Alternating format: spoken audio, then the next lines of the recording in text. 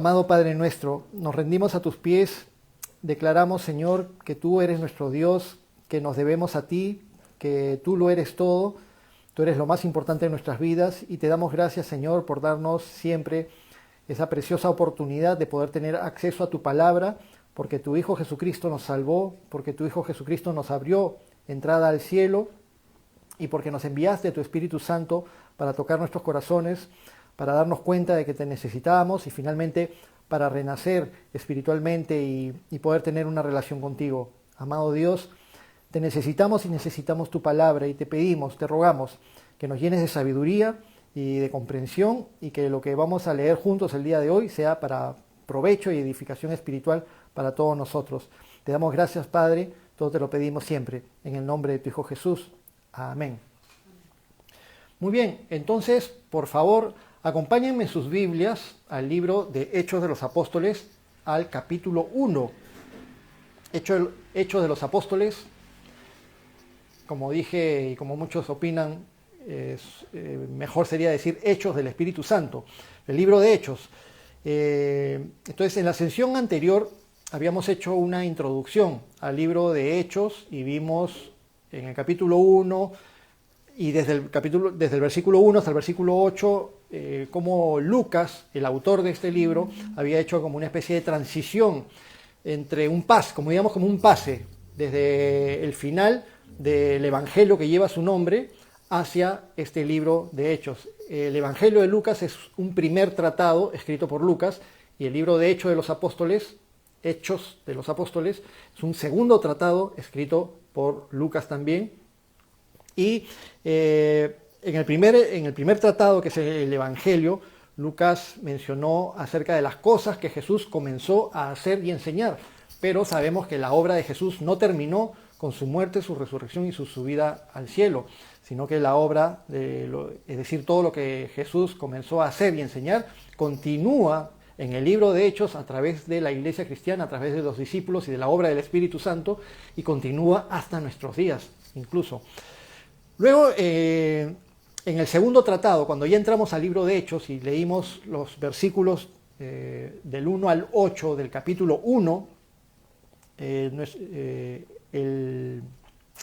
autor, el médico amado de Pablo, Lucas, habló acerca de cómo Jesús, después de haber muerto, apareció vivo a los discípulos con muchas pruebas indubitables, de eso ya hablamos la semana pasada, por 40 días, y que Jesús dijo a sus apóstoles, a sus discípulos, que esperasen en Jerusalén la promesa del Padre, el Espíritu Santo que habría de venir sobre ellos para que pudieran tener la capacidad de ser mártires, de ser testigos, primero en Jerusalén, luego en Judea, luego en Samaria y hasta lo último de la tierra.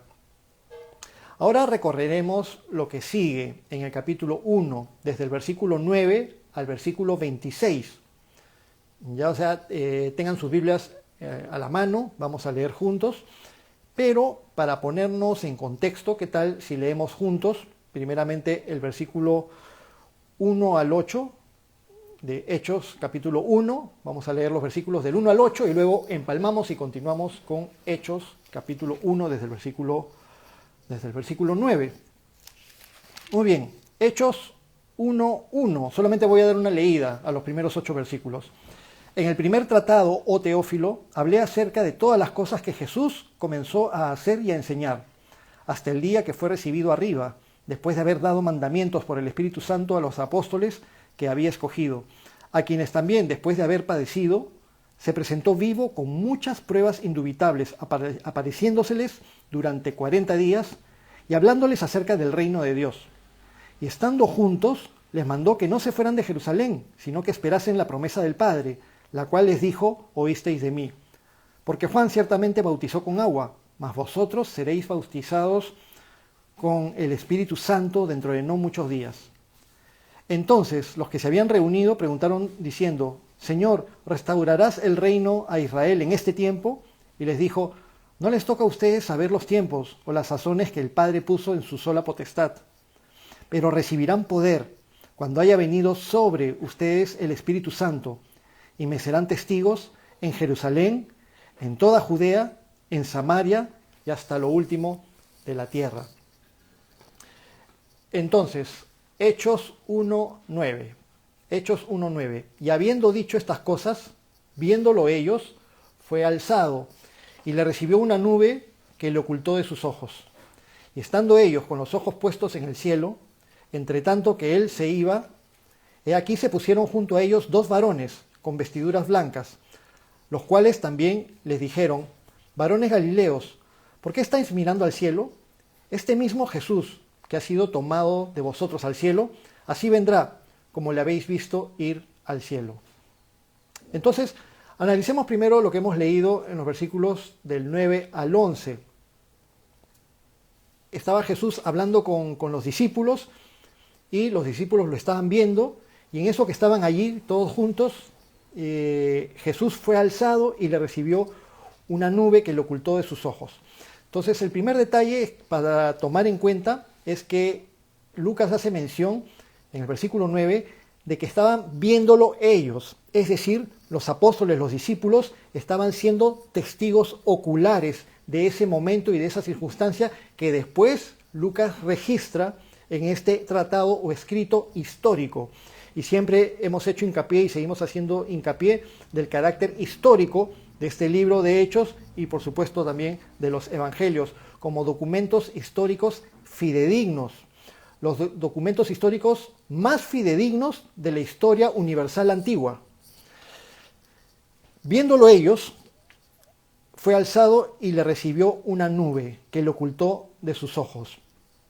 Una nube le oculta, y en un momentito vamos a describir cómo cuando se menciona acerca de que nuestro Señor Jesucristo vendrá por segunda vez, siempre se menciona que vendrá entre las nubes. Entonces esta característica es importante también. Posteriormente menciona que los apóstoles estaban con los ojos puestos en el cielo, abstraídos mientras Jesús se iba, y en eso se ponen dos varones junto a ellos con vestiduras blancas, dos varones con vestiduras blancas acompañando en este momento a los apóstoles cuando Jesús se va al cielo. Me hace recordar, o me evoca al menos, el episodio que sucede en Génesis, capítulos 18, 19, cuando tres varones visitan a Abraham. Pero después de un rato que estos tres varones visitan a Abraham y Dios mismo está hablando con Abraham acerca de lo que va a suceder en Sodoma y Gomorra, iba a decir Sodoma y Gamarra, en Sodoma y Gomorra, en la zona de Canaán, y luego como se menciona en el texto bíblico de Génesis que dos de los varones se apartan y se van hacia Sodoma y Abraham continuaba en la presencia de Jehová, es decir, uno de los tres varones era Jehová, y nosotros estamos seguros de que uno de esos varones que era Jehová era realmente nuestro Señor Jesucristo preencarnado, a quien Abraham tuvo el gozo de ver. Muy bien, y entonces los dos varones se paran junto a los apóstoles y los apóstoles estaban con la mirada puesta en el cielo, estupefactos, sorprendidos, admirados, maravillados, y los varones les dicen a los discípulos: varones galileos, ¿por qué estáis mirando al cielo? Este mismo Jesús, quien ha sido tomado de vosotros al cielo, así vendrá como le habéis visto ir al cielo. Este varón Jesús, a quien habéis visto subir al cielo, quien ha sido tomado de vosotros al cielo, así vendrá como le habéis visto ir al cielo. Y hago hincapié y repito esto: así vendrá como le has visto ir al cielo.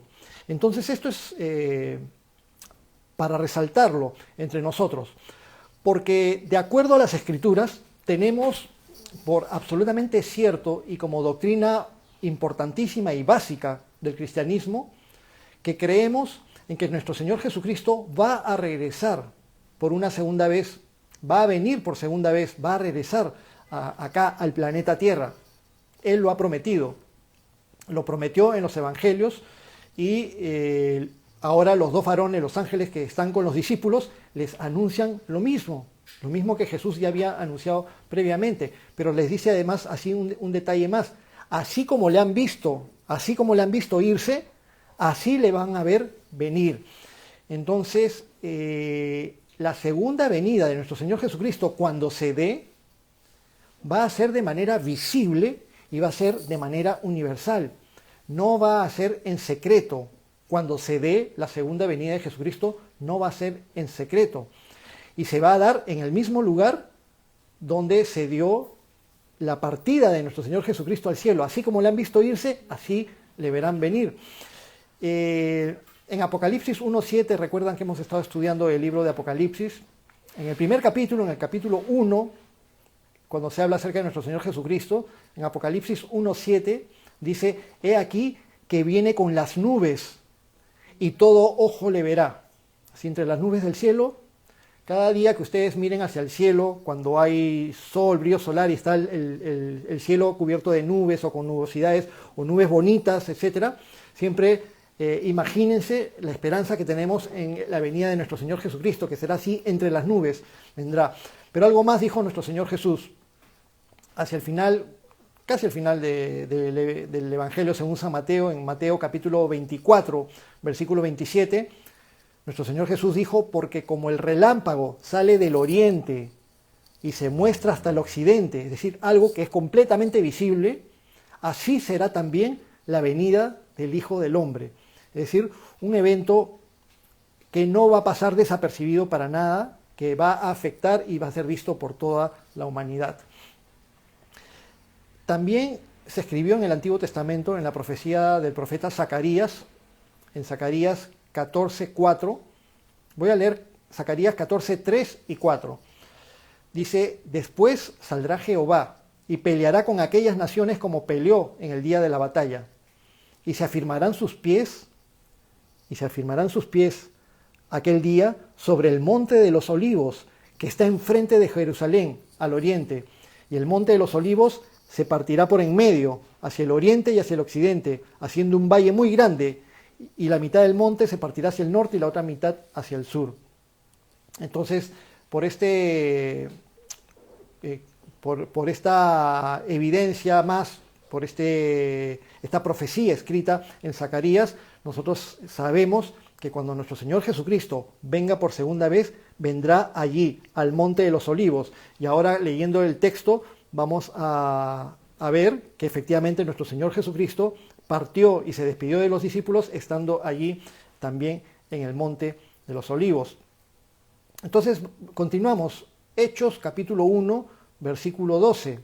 Entonces, después del anuncio de los ángeles, de los dos varones que le hacen a los discípulos acerca de que nuestro Señor Jesucristo vendrá así como le han visto irse, Hechos 1:12 dice: entonces volvieron a Jerusalén desde el monte que se llama del Olivar, el cual está cerca de Jerusalén, camino de un día de reposo. El monte del Olivar, o el famoso monte de los olivos. ¿Por qué se llamará monte del Olivar o monte de los olivos? No necesito hacer muchas referencias para que ustedes puedan intuir por qué se llama así. Acá mismo en Lima, Perú, en el distrito de San Isidro, hay un parque grande que se conoce como el Olivar de San Isidro. Es un parque emblemático, antiguo, con mucha vegetación, con pocas construcciones, rodeado totalmente de la ciudad, pero es uno de los pocos sitios de esa naturaleza en nuestra tan tugurizada ciudad de Lima. Un parque precioso, el Olivar de San Isidro. Muchos papás acostumbraban llevar a sus hijos a jugar. Siempre mi esposa Rocío me cuenta acerca de cómo su papá les llevaba ahí a ella y a sus hermanos a jugar al Olivar de San Isidro. ¿Por qué se llamaba el Olivar? Porque ustedes van allí y van a comprobar que hay muchos árboles de olivo, que es el árbol de la aceituna, olivo o aceituna. Así también, en la zona de Canaán, este era un árbol bastante sembrado, bastante cosechado, bastante cultivado. El olivo incluso es un símbolo de la nación de Israel también, entre los otros símbolos que son la higuera y la vid, el árbol de la uva. Entonces, el monte del Olivar o el monte de los olivos, ahí había como un bosque o muchos árboles sembrados de olivos. Hay incluso hasta en la actualidad restos de olivos muy antiguos, que algunos dicen que son de hace 2000 años, es decir, de la época de nuestro Señor Jesucristo. Es increíble, pero hay vestigios. Y en el monte de los olivos estaban todos los árboles, y al pie había un huerto también con todos los árboles de olivos, el huerto de Getsemaní, a donde nuestro Señor Jesucristo le encantaba ir para estar a solas. A veces también iba con sus discípulos, pero como era un sitio tan frecuentado por nuestro Señor Jesús, era que Judas sabía que ahí se iba a retirar cuando terminó la reunión de la última cena. Este Monte de los Olivos tiene como 800 metros de altura. Aparentemente no es muy alto, pero es que Israel en general no tiene mucha altitud. Es más, en Israel están los puntos más bajos de la tierra. El Mar Muerto está por debajo del nivel del mar. Luego se llega a las zonas desérticas y se sube hacia Jerusalén, que está entre las montañas de Judea. Y aún así, cuando subes hacia Jerusalén, el Monte de los Olivos tiene 800 metros de altitud y se eleva unos 60 metros por encima de la ciudad de Jerusalén. Cuando tú puedes ver en las fotos, o si tienen la oportunidad de visitar Israel, van a ver que Jerusalén está rodeado de montañas, pero son montañas, son colinas, no como las montañas de acá de Perú, cuando te vas por Ticlio, que son unas montañas enormes y de 4.000 metros. No es esa exactamente la figura. Pero bueno, en este huerto de Getsemaní, al pie del monte, el nombre de Getsemaní significa prensa de olivos, y ahí era donde se machacaban los olivos para hacer aceite de oliva y todo eso. Y quedaba con una distancia muy cercana de Jerusalén. Tú te paras en el monte del templo de Jerusalén, el monte Sión, y ves al otro lado del valle del Cedrón, ahí nomás lo ves al frente, el monte de los Olivos, y viceversa. En las fotos turísticas siempre hay fotos del Monte de los Olivos visto desde Jerusalén o de Jerusalén visto desde el Monte de los Olivos. Está ahí nomás esa distancia que mencionan acá, camino de un día de reposo. Es alrededor de 900 metros, o unos 2.000 codos aproximadamente. Era una distancia establecida a partir de la tradición en el campamento israelí, en el día de reposo. Las personas no debían alejarse mucho de su propia carpa, de su propio tabernáculo. Entonces lo que podían recorrer en el día de reposo más o menos era esa distancia, casi 1 kilómetro a la redonda, lejos de su tienda, si es que tenían alguna necesidad, y podían hacer ese recorrido de manera lícita, sobre todo si es que iban al tabernáculo que se encontraba en el centro del campamento. Bueno, entonces salieron del monte que se llama el Olivar, el cual está cerca de Jerusalén, camino de un día de reposo, versículo 13, y entrados subieron al aposento alto, donde moraban Pedro y Jacobo y Juan, Andrés, Felipe, Tomás, Bartolomé, Mateo, Jacobo, hijo de Alfeo, Simón el Celote y Judas, hermano de Jacobo. Recuerdan, los apóstoles eran 12, pero ahora ya no hay 12. Este aposento alto al que subieron, dice, donde moraban los apóstoles, puede ser que haya sido el lugar donde tomaron la última cena Jesús con sus discípulos. Algunos dicen que incluso puede ser que allí, que este aposento alto quedara en la casa de María, madre de Juan Marcos, el que escribió el Evangelio según San Marcos. Se menciona la casa de ella en Hechos capítulo 12. Pero en este momento aquí se estaban reuniendo los 11 junto a las mujeres, junto a María, la madre de Jesús, y ahorita lo vamos a ver, y junto a sus hermanos, como lo vamos a leer ahorita en el versículo 14. Pero antes de pasar al versículo 14, mencionan acá Hechos 1.13 a los 11 apóstoles. Y vemos que en esta lista de 11 apóstoles, inicialmente en la lista de 12 apóstoles, habían varios que tenían el mismo nombre. Habían 2 con el nombre de Simón, Simón Pedro y Simón el Celote. Habían 2 Jacobos también, eran nombres muy, muy comunes en Israel, en Judea, en tiempos de Jesús, en tiempos antiguos. Habían 2 Jacobos, uno era el hijo de Zebedeo, hermano del apóstol Juan, y otro Jacobo que se menciona como hijo de Alfeo, aparte de Jacobo, hermano de Jesús, que no está en la lista de los apóstoles porque Jacobo, hermano de Jesús, no era apóstol, pero llegó a ser líder de la iglesia cristiana y es a quien después se le llamaba Santiago, por una conjunción del nombre Jacobos con Sanctus Jacobos, Santiago, y fue quien escribió la carta de Santiago, o la carta de Jacobo más propiamente se debería decir. Y en la lista de apóstoles también habían dos Judas. Un Judas era hermano de Jacobo, hijo de Alfeo, también en otra lista se le llama por sobrenombre Tadeo. Judas, hermano de Jacobo, y había otro Judas, que ya todos conocen, que es el Judas célebre. Por culpa del Judas célebre, es que en la actualidad casi nadie le pone de nombre Judas a sus hijos, aunque es un nombre precioso en realidad. El otro Judas es, por supuesto, Judas Iscariot, Judas procedente de la ciudad de Queriot.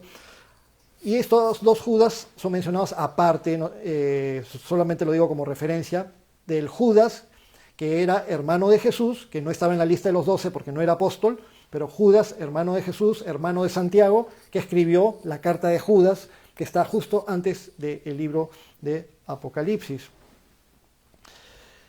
Como decía, el nombre de Judas es un nombre precioso, es un nombre muy lindo para poner a un niño, pero el nombre se ha hecho tristemente, malmente célebre en la sociedad occidental, aunque en Israel hay muchos que tienen este nombre, pero de repente escrito de otra manera, Judá o Judá. Muy bien, Hechos 1:13, 1:14, dice, Hechos 1:14, todos estos perseveraban unánimes en oración y ruego, con las mujeres y con María, la madre de Jesús, y con sus hermanos. Todos perseveraban unánimes en oración y ruego. Perseveraban. Hay personas que perseveran y hay personas que no perseveran. Jesucristo en algún momento dijo, cuando muchos ya no pudieron soportar la carga de las verdades que decía Jesucristo y muchos discípulos abandonaron y Jesucristo se dirigió después a sus apóstoles y les dijo, ¿ustedes también se van a ir? Y Pedro le dijo, ¿a dónde iremos, Señor? Solamente tú tienes palabras de vida eterna. Pero hay quienes perseveran y hay quienes no perseveran. Pero ahora nos encontramos, después de que Jesucristo murió, resucitó y ahora ya ascendió al cielo, vemos que todos los apóstoles, excepto Judas, estaban perseverando en oración con varios discípulos más. Y vamos a ver por el texto mismo que los discípulos que estaban allí reunidos eran alrededor de 120. Y estaban ahí, se menciona, con las mujeres y con María, la madre de Jesús, pero perseverando. Y esto de perseverar nos habla de continuar constantemente con aquello con lo que se ha comenzado. Practicar algo con constancia, sin disminuir, sin bajar la guardia. Seguir adelante a pesar de lo que suceda, a pesar de las circunstancias adversas. ¿Qué sería del cristianismo hoy? Si después de que nuestro Señor Jesucristo cumplió su misión en la cruz, todos sus seguidores hubieran dejado de perseverar. De hecho, muchos huyeron y al pie de la cruz solamente estuvo Juan. Pero cuando vieron a Cristo resucitado, las cosas cambiaron y ahora están perseverando unánimes. Perseverando. Durante los 40 días que Jesucristo se les apareció, estuvieron con Él antes de que subiera al cielo.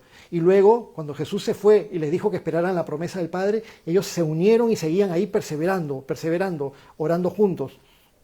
Entonces, en el cristianismo siempre somos animados por la palabra de Dios para perseverar en todo aquello que nos haga crecer en nuestra relación con Dios, pero también para perseverar en aquello que Dios nos haya llamado, de la manera en la que Dios nos haya llamado y en el lugar donde Dios nos haya llamado. En un momentito vamos a hablar acerca de cómo de los 12 apóstoles hubo uno que le falló a Jesús, traicionó a Jesús y fue quien entregó a Jesús y humanamente hablando fue el causante de que Jesús fuera crucificado y aparentemente se terminara con la misión aparentemente que estaba teniendo Jesucristo, aunque nosotros sabemos que la misión de Jesucristo no fue frustrada, sino que por el contrario, fue cumplida a plenitud en la cruz del Calvario. Pero, ¿cuántas personas se desanimarían y criticarían el liderazgo de Jesucristo por haber levantado a Judas como apóstol?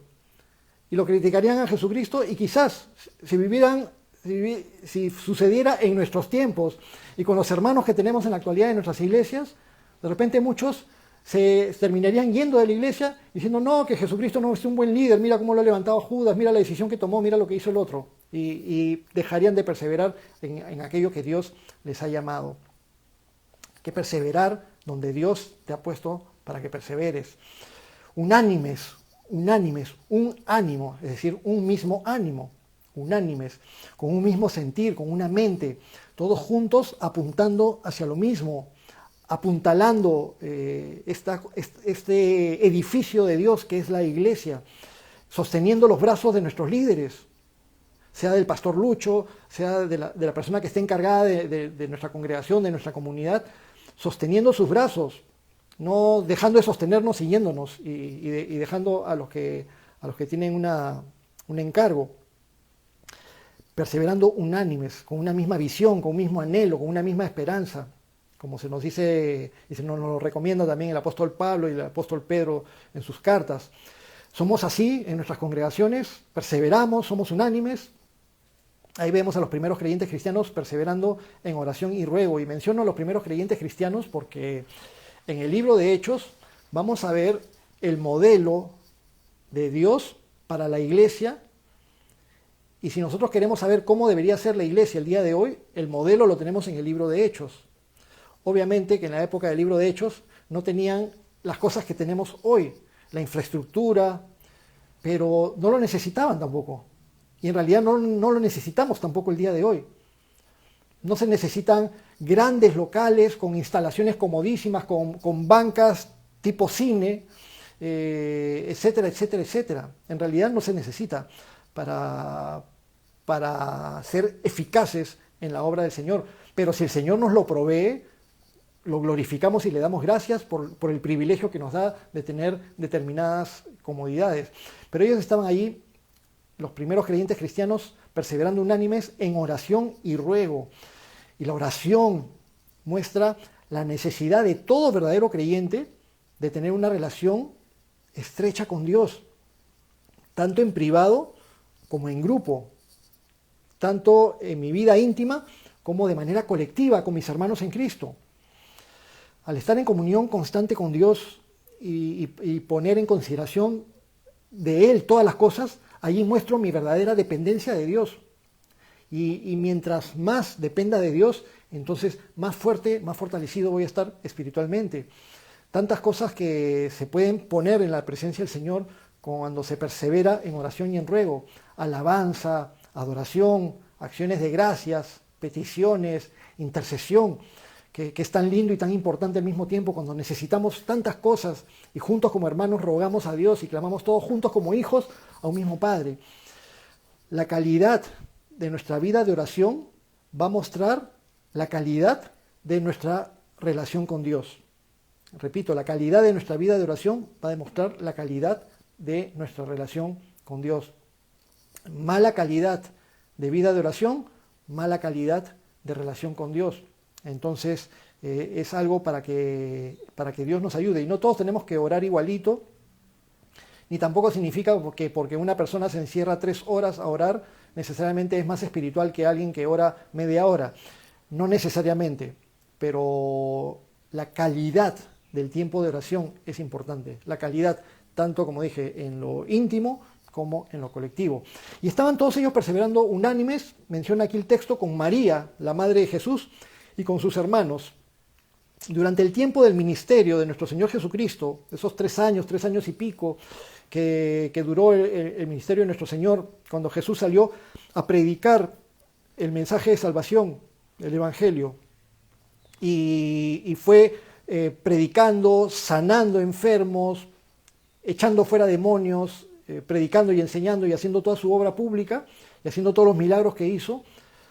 Su madre y sus hermanos eran bastante escépticos con todo lo que estaba sucediendo. Estaban asombrados. María guardaba todas las cosas en su corazón, pero aún ella tenía miedo de que las cosas se le estuvieran saliendo de las manos a Jesús y que por ahí lo mataran o por ahí tuviera un problema con el Imperio Romano, etc.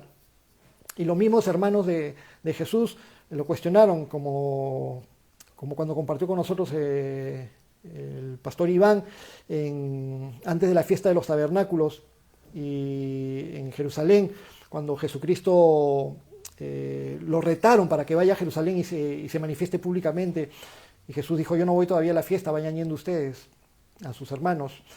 Pero estos hermanos que antes de la resurrección no creían realmente en Jesús, y que incluso cuando murió Jesucristo no estuvieron al pie de la cruz. Al pie de la cruz estuvo María y estuvo Juan a su lado consolándola, y Jesucristo después le dio el encargo a Juan de hacerse cargo, valga la redundancia, hacerse cargo de María. Ellos ahora estaban allí junto con los demás apóstoles y junto con los creyentes cristianos. Y esto es importante porque entre los hermanos de Jesús surgieron líderes importantes en la iglesia cristiana. Ya mencionamos Santiago, en realidad Jacobo, medio hermano de Jesús, hijo de María y de José, y también Judas, también hijo de María y de José, estaban entre los discípulos, allí junto con María y junto con las demás mujeres. Y ahora, desde aquí hasta el final del capítulo, vamos a entrar a la sección en la que veremos que el apóstol Pedro siente la necesidad de llenar el espacio vacío. Iba a decir de llenar el vacío, pero Judas no dejó un vacío realmente, sino que dejó un espacio vacío del lugar que él había tenido como apóstol. Entonces, el apóstol Pedro se sintió impulsado a que tenían que completar nuevamente el número de la cantidad de apóstoles. Se supone que debían ser 12 apóstoles. Y también Pedro recordaba, y los demás apóstoles recordaban, lo que Jesús había prometido en Mateo capítulo 19, versículo 28. Mateo 19, 28. Y Jesús les dijo: de cierto os digo que en la regeneración, cuando el Hijo del Hombre se siente en el trono de su gloria, vosotros que me habéis seguido, también os sentaréis sobre 12 tronos, para juzgar a las 12 tribus de Israel. Entonces les está diciendo a los apóstoles: ustedes se van a sentar sobre 12 tronos para juzgar a las 12 tribus de Israel.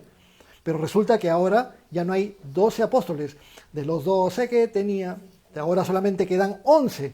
Entonces Pedro se siente impulsado a tomar una decisión al respecto, y sabemos que Pedro siempre era vehemente e impulsivo, pero resulta que Jesús les había dicho que esperen la promesa del Padre, el Espíritu Santo que vendría sobre ellos. Pero mientras perseveraban unánimes en oración, y realmente estaban perseverando unánimes en oración, el apóstol Pedro se va a levantar y va a tratar este asunto con los demás discípulos.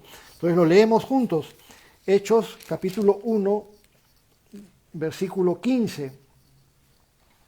En aquellos días, Pedro se levantó en medio de los hermanos, y los reunidos eran como 120 en número, y dijo: varones hermanos, era necesario que se cumpliese la escritura en que el Espíritu Santo habló antes por boca de David acerca de Judas, que fue guía de los que prendieron a Jesús, y era contado con nosotros y tenía parte en este ministerio. Entonces, antes de mencionar lo que sigue hablando Pedro y cómo se basa Pedro en las Escrituras para tomar esta decisión y comunicársela a los demás apóstoles, el apóstol Pedro menciona acá en el versículo 16 que era necesario que se cumpliese la Escritura que el Espíritu Santo habló antes por boca de David. Y esta es una prueba más de que las Escrituras son inspiradas por el Espíritu Santo. Quizás David se motivaba y escribía sus salmos, sus cánticos. Ahora que estamos estudiando los domingos los salmos selectos con el pastor Lucho, muchos salmos fueron escritos por David, otros salmos fueron escritos por Asaf, por los hijos de Coré, hay un salmo de Moisés, hay salmos de Salomón, hay salmos anónimos también, pero muchos salmos, en el libro de los salmos, la mitad de los salmos fueron escritos por David.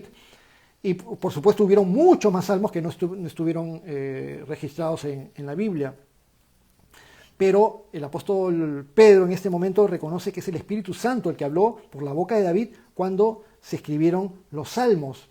Y esto nos habla del carácter de la Escritura inspirada por Dios para que nosotros la reconozcamos como Escritura. Y era el mismo criterio que usaban los judíos para reconocer las Escrituras del Antiguo Testamento.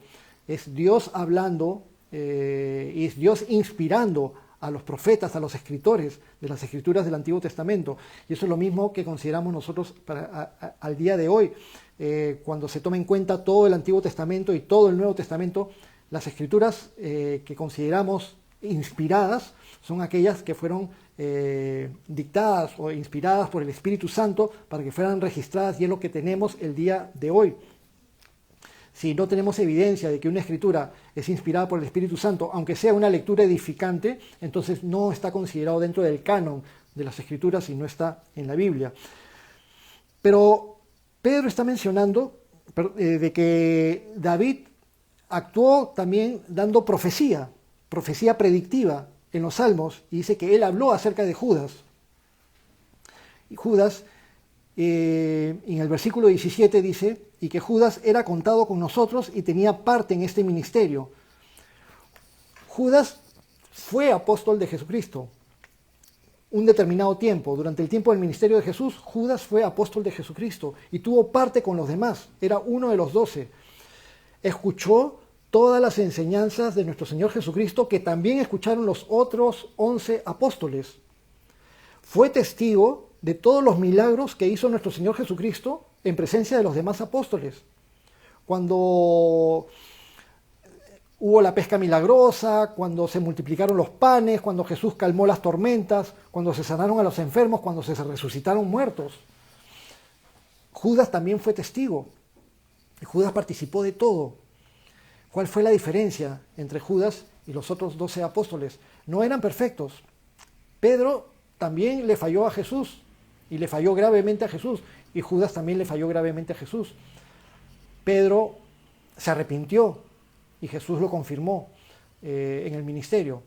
Judas no se arrepintió, mas tuvo remordimiento y no le dio la oportunidad a Dios de perdonarlo, y no le dio la oportunidad a Dios de que lo pudiera utilizar o de seguir adelante y de ser perdonado y tener una vida por delante para ponerse a disposición del Señor. No le dio esa oportunidad a Dios, como vamos a ver en este momento. Pero Judas era contado con ellos, tenía una parte en el ministerio, era uno más, era parte de ellos también.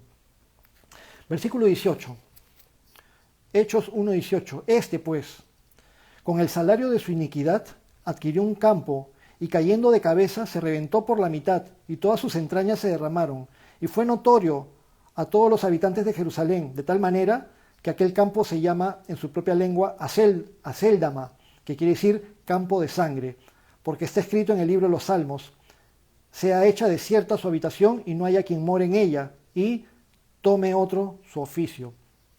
Algunos piensan que aquí hay una contradicción, pues en los evangelios mencionan que Judas se suicidó y que se ahorcó, y acá en Hechos de los Apóstoles se está mencionando de que cayó y se reventó.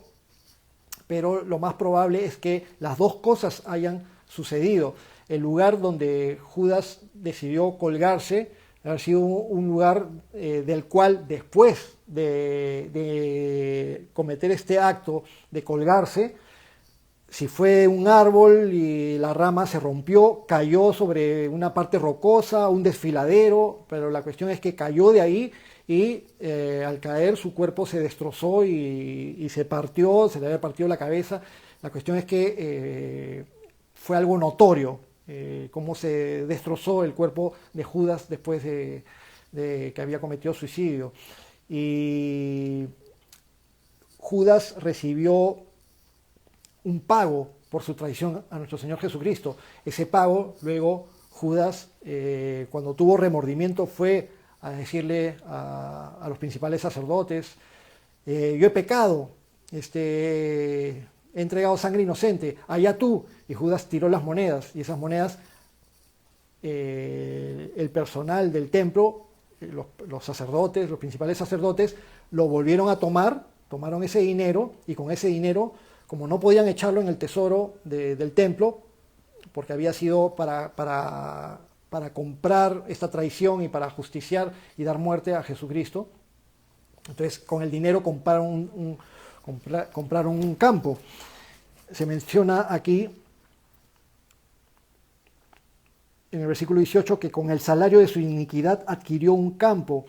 más propiamente se traduciría algo así como, pues con el salario de su iniquidad, fue adquirido un campo, y cayendo de cabeza se reventó por la mitad y todas sus entrañas se derramaron. Esto fue notorio a los habitantes de Jerusalén, de tal manera que aquel campo se llama en su propia lengua Acéldama, que quiere decir campo de sangre, porque está escrita en el libro de los Salmos, y vamos a detenernos un poco en el versículo 20, porque está escrito en el libro de los Salmos: sea desierta su habitación y no haya quien more en ella. Se quedó finalmente sin nada. Y tome otro su oficio. Acá el apóstol Pedro toma extractos del libro de los Salmos, del Salmo 69, del Salmo 109. Toma extractos, según el Espíritu Santo le inspira a Pedro, de que estos extractos hablaban de esa traición y hablaban de este hombre que traicionaría al Mesías. Y termina el versículo 20 diciendo: tome otro su oficio. Es decir, habían 12 apóstoles. Nuestro Señor había determinado levantar 12 apóstoles, y que estos 12 apóstoles sirvieran al Señor, y que en la regeneración o en el tiempo de la restauración del reino de Israel a futuro, estos 12 apóstoles se sentarán en 12 tronos para juzgar a las 12 tribus de Israel, para juzgar, sojuzgar o gobernar a las 12 tribus de Israel. Y sin embargo, ahora vemos que este personaje, Judas, aquí no vamos a juzgar todas las motivaciones internas. Sabemos que cuando él era parte del grupo de los 12, a pesar de ser testigo de todo lo que ya hemos mencionado y a pesar de haber recibido la palabra de Dios como todos los demás, él siempre estaba pensando en sus propios intereses, en su propia agenda. Él caminaba con una agenda paralela, una agenda política, guerrillera, quién sabe, pero también al no rendirse al Señor por completo, seguía con su corazón de avaricia, de codicia, era ladrón, como nos dice el Evangelio según San Juan, y cogía dinero de la bolsa y andaba con sus propios planes. Cuando las cosas no salieron como él quería, entonces en su frustración va y lo traiciona a Jesucristo, y abrió la puerta de su corazón al demonio, que no solamente lo influenció, sino que además incluso entró en él, como explicó el pastor Iván con el estudio del Evangelio de Juan capítulo 13.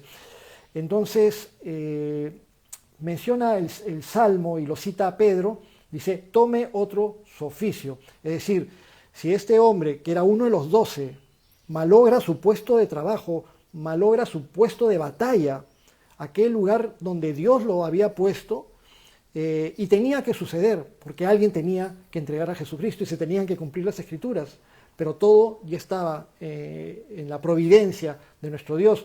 Entonces, si Judas no se iba a hacer cargo de eso, pues vendría otro a hacerse cargo de aquello que Judas no terminó haciéndose cargo. Y así muchas veces sucede con el ministerio. Dios no se va a hacer problemas si alguien se niega a cumplir con aquello que Dios le está encomendando. Y esto, ojo hermanos, oren por muchas personas, hombres y mujeres, a quienes Dios ha llamado y que se resisten a cumplir con el llamado que Dios les ha hecho. Si tú no tomas la responsabilidad que Dios te ha dado, Dios no se va a hacer problemas. Eres tú el que te pierdes el privilegio de participar en aquello en lo que Dios te quiere poner. Y si tú no lo asumes, otro lo va a asumir. Hace años en Estados Unidos, no voy a mencionar nombres, pero solamente lo anecdótico, una mujer hizo una campaña evangelística en una zona muy tradicional, muy conservadora de Estados Unidos, y cuando se reunieron los varones, líderes de diferentes iglesias cristianas, y se reunieron y citaron a esta mujer y le llamaron la atención de cómo ella se atrevía a predicar el evangelio y enseñar a varones, cuando en las Escrituras dicen ellos no estaba permitido esto, y ella dijo: es que yo tengo que hacerlo porque no hay un varón que lo haga.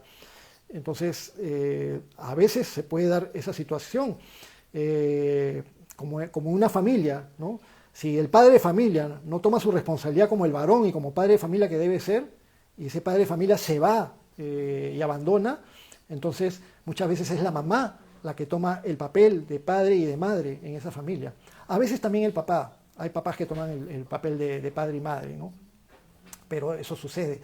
Si alguien abandona su puesto de batalla, el Señor lo va a cubrir con otra persona, pero es una pena porque este potencial siervo se pierde del privilegio de servir. A veces frustra. Yo tengo experiencia en el ministerio, no voy a decir que soy muy experimentado, no tengo que decir que soy muy experimentado. Tengo la experiencia de haberme empezado a congregar el año 1998 y empecé a servir en la Iglesia Gracia, justamente con el pastor Lucho, en ese mismo año 98.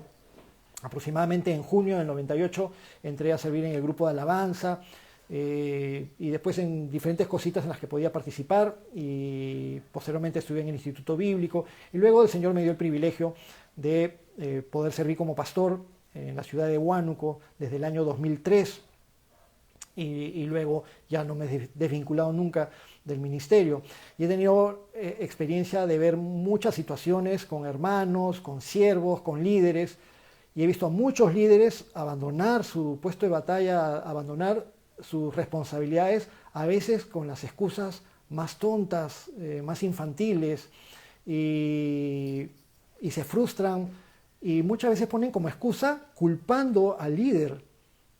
Culpan al líder, culpan al pastor de la iglesia para dejar sus responsabilidades. Dicen, es que el pastor no hace tal cosa, por eso me voy de la iglesia. Es que el pastor ha decidido esto, no me gusta cómo el pastor toma esta decisión.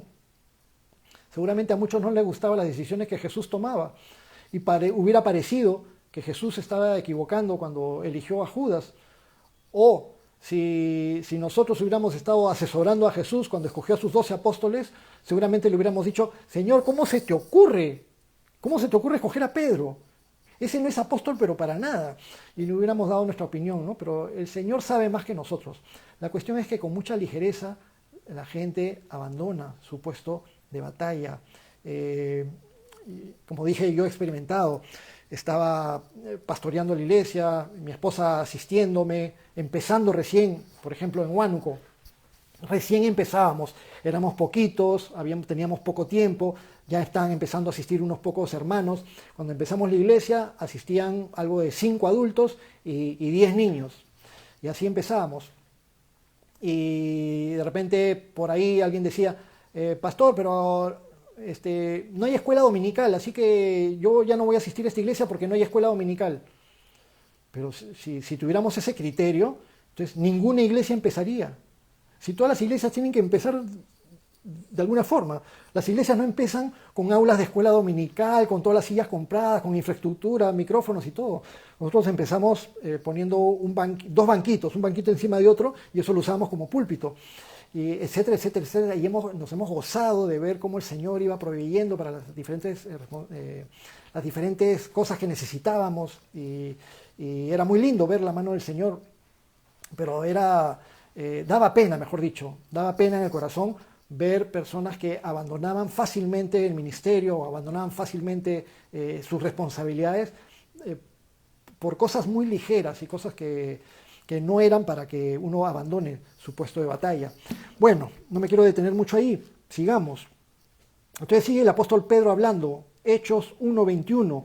Es necesario pues que de estos hombres, se refiere a los discípulos, de estos hombres que han estado junto con nosotros todo el tiempo que el Señor Jesús entraba y salía entre nosotros, comenzando desde el bautismo de Juan hasta el día que de entre nosotros fue recibido arriba, uno se ha hecho testigo con nosotros de su resurrección. Entonces Pedro está diciendo, de entre todos los discípulos que quedan, estaban reunidos allí como 120, dice, entre todos los discípulos es necesario que uno que haya participado junto con nosotros desde que Jesús comenzó a enseñar, a predicar, desde su bautismo hasta el día en que fue tomado, y que fue testigo junto con nosotros, testigo ocular junto con nosotros de su resurrección, es necesario que uno sea tomado y que sea hecho testigo junto con nosotros. Entonces el apóstol Pedro estaba en ese momento hablando y poniéndose de acuerdo con los demás de cuál era el requisito para ser apóstol, para ocupar el lugar de Judas. Y el requisito principal para ser apóstol y ocupar el lugar de Judas, en este caso, era que hubiera participado con ellos todo el tiempo del ministerio de Jesucristo y que hubiera sido testigo también de la resurrección de Jesucristo. Es decir, tenía que ser un discípulo que haya sido testigo ocular de la resurrección de Jesucristo. Y eso es bueno que nos preguntemos el día de hoy. ¿Quién de los que se llaman apóstoles el día de hoy, el apóstol no sé cuántos, el apóstol no sé cuántos, el apóstol y la apóstol, no creo que digan apóstola, no sé si hay lenguaje inclusivo en eso, pero hasta apóstolas mujeres se levantan el día de hoy. ¿Quién de ellos es testigo de la resurrección de Jesucristo, testigo ocular de la resurrección de Jesucristo, para que cumpla el requisito de ser apóstol? Si bien es cierto que el apostolado es un trabajo de misionero, es alguien que es enviado con una misión, pero los 12 apóstoles solamente fueron 12 apóstoles. Pero entre los que estaban en ese momento allí, dice, señalaron a dos, versículo 23, a José, llamado Barsabás, que tenía por sobrenombre Justo, y a Matías. Y orando, dijeron, tú, Señor, que conoces el corazón de todos, muestra cuál de estos dos has escogido para que tome la parte de este ministerio y apostolado de que cayó Judas por transgresión para irse a su propio lugar. Los apóstoles oraron, no podemos decir que no oraron. Hemos dicho hace un ratito que perseveraban unánimes en oración y ruego, y luego oraron específicamente por este tema también, a pedido de Pedro, para levantar a alguien entre los discípulos que estaban allí. Dice que escogieron a dos. Señor, de entre estos dos, ¿a cuál escoges? Y se me hace difícil cuando a Dios tú le pones solamente dos alternativas. Señor, ¿es este o es este? Pero uno de los dos tiene que ser. Entonces, quizás allí haya habido una dificultad, pero quizás no también. Recordemos que los apóstoles han orado, pero también sabemos que estaban orando, pero que todavía no habían recibido poder del Espíritu Santo, que hubiera sido lo más apropiado para tomar las decisiones más importantes posteriormente. Sin embargo, ya eran creyentes. Pero oraron así, ¿a cuál de estos dos, Señor, has escogido? Y en el versículo 26 dice, y les echaron suertes, y la suerte cayó sobre Matías, y fue contado con los 11 apóstoles. Algunos dicen que Matías, aunque bien reunía los requisitos, que quizá Matías no debía haber sido elegido apóstol y que el verdadero apóstol que el Señor quería levantar había sido después el apóstol Pablo, a quien Dios levanta a partir del capítulo 9 del libro de Hechos, aquel que se llamaba Saulo de Tarso. Vamos a ver la historia más adelante, aunque ustedes ya saben quién es Pablo. Pero hay que tomar en cuenta que Matías también fue considerado, después de que fue elegido, el día de Pentecostés, cuando Lucas hace la narración de Pentecostés, dice, y estaban reunidos los 12, junto con Pedro, los 11 apóstoles más, los 12 estaban reunidos allí en Pentecostés, es decir, los 12 apóstoles, es decir, se le contó a Matías junto con los otros apóstoles. Algunos dicen, pero a Matías ya no se le menciona en el resto del libro de Hechos de los Apóstoles. Es cierto que a Matías no se le menciona propiamente por nombre en el resto del libro, pero también es cierto que a varios de los apóstoles no se les menciona después en el libro de Hechos. Más predominancia o más veces se les menciona, por supuesto, a Pedro, a Juan, también se hace mención de Jacobo, de Judas, pero 8 de los apóstoles prácticamente no son mencionados en el libro. Después del capítulo 1 en adelante, 8 de los apóstoles no son mencionados, Matías tampoco. Quizás sí realmente pudiera ser que el apóstol Pablo fue a quien Dios levantó para llenar ese lugar, pero Pablo siempre dejó muy en claro la autoridad de su apostolado. Pero Pablo nunca discutió el apostolado de Matías, no hizo una alusión a ello. Tampoco se consideró uno de los 12. El mismo Pablo decía que él fue un apóstol levantado fuera de tiempo, como un abortivo, decía Pablo en 1 Corintios 15. Entonces, algo en lo cual nos queda como una curiosidad, si realmente debía ser así. Es interesante, sí, que ellos oraron antes de tomar la decisión. De todas maneras, si Matías fue el apropiado o no fue el apropiado, el Señor igual permitió que estuviera ahí, y en Pentecostés, como dijimos, él también recibió el Espíritu Santo. Algo que es importante, que no quiero dejar de mencionar antes de terminar el día de hoy, es que en el versículo 24 de Hechos 1, los apóstoles reunidos oran pidiéndole a Jesús que los guíe para determinar quién va a ser el siguiente apóstol. Entonces es la primera mención que vemos en el libro de Hechos de los Apóstoles, que se ora a Jesús después de que subió al cielo. Los creyentes cristianos oraban a Jesús. Algunas sectas religiosas dicen que no se puede orar a Jesús, que solamente se debe orar al Padre. Algunos grupos cristianos incluso dicen, se ora al Padre en el nombre de Jesús, pero no se le ora a Jesús. Pero no hay ningún problema, yo puedo orar al Padre en el nombre de Jesús, pero también puedo orar a Jesús, porque es omnisciente, es omnipresente, es Dios y está sentado a la diestra del Padre, así que no hay ningún problema. Y vemos también invocar, más adelante en el libro de Hechos, veremos a Esteban invocando a nuestro Señor Jesucristo. Y también el apóstol Pablo hace mención en 1 Corintios acerca de todos aquellos que invocan el nombre de Jesús. Es decir, no hay ningún problema en orar e invocar a nuestro Señor. Entonces así terminamos el capítulo 1, pero recordemos lo que hacían los primeros cristianos junto con los apóstoles. Perseverar, unánimes en oración y ruego. Así que animémonos unos a otros. Continuamente nuestro Señor Jesucristo tenía esta carga por sus discípulos y también a través de ellos por nosotros, por ti y por mí, por todos los que estamos en este momento reunidos escuchando este mensaje y también por todos nuestros hermanos en Cristo alrededor del mundo, que perseveremos unánimes en oración y ruego. Nuestro Señor Jesucristo, y con esto termino, en Juan capítulo 17, lo van a ver más adelante con el pastor Iván, nuestro Señor Jesucristo dijo en Juan 17:11, Padre Santo, a los que me has dado, guárdalos en tu nombre, para que sean uno, así como nosotros.